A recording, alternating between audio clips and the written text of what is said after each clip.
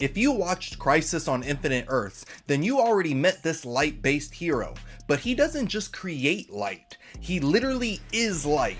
Join me on day 23 of my Superhero Pride Month challenge, and let's talk nerdy about the light bringer of DC, the Ray. But before we get into that, go ahead and leave your answers in the comments below to this random question. Do you think the Ray cleans while he cooks, or does he clean up afterwards? Now, this particular version of the Ray made their first comic book appearance in Justice League of America, The Ray Rebirth issue number 1. And ever since Raymond Terrill was born, he was never allowed to leave the house. His mother claims that Raymond had a hypersensitivity to light, and even the smallest dosage of light touching his body could prove to be fatal. But the reality is, it wouldn't be fatal for him. Because the truth is that Raymond has the ability to literally become light, and this is something that he got from his late father, who was the original superhero, the Ray. And the dangers of this power proved to be true when Raymond accidentally injured his best friend Caden because Caden took a flash photo of him. All it takes is just a little bit of light to get him going. And since that incident, Raymond grew even more isolated,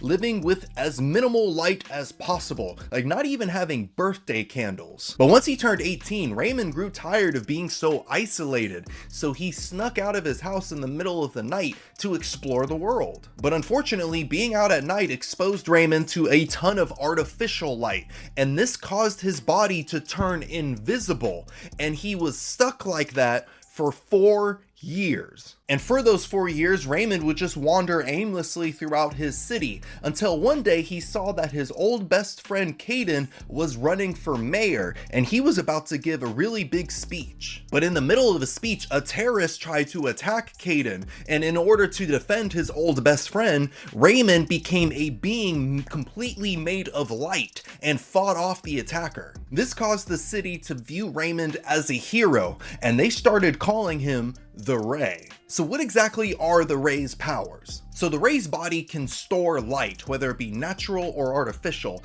and he can rearrange the molecules into any form, matter, or energy that he wants. So this allows him to produce light from his body, it can help him fly, he can shoot destructive rays of light at enemies, and he can bend the light around him or others to make himself invisible. Waterloo break.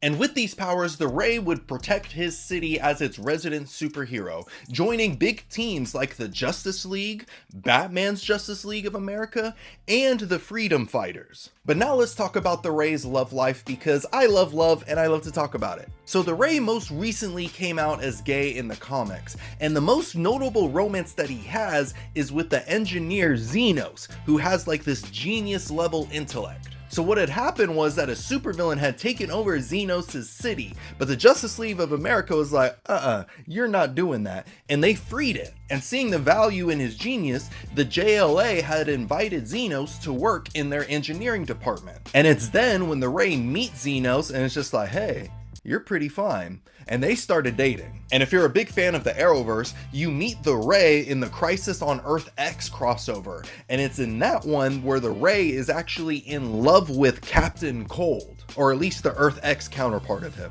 But now it's time to discuss your answers to the random question: does the Ray clean while he cooks, or does he clean up afterwards? I feel like being a superhero causes a lot of stress for the Ray's life, so I feel like in the rare moments where he's able to just sit down and cook a meal, I feel like he would want to clean up while he's doing it, so that's just less things he has to worry about later on. But what do you think of the Ray? Where does he rank on your favorite superhero list? Let me know down in the comments below. And if you enjoyed this video and you want to see more, go ahead and click on the like button, and if you missed yesterday's video where I talked about Hulkling, go ahead and click on the box right here, and I'll see you in a bit.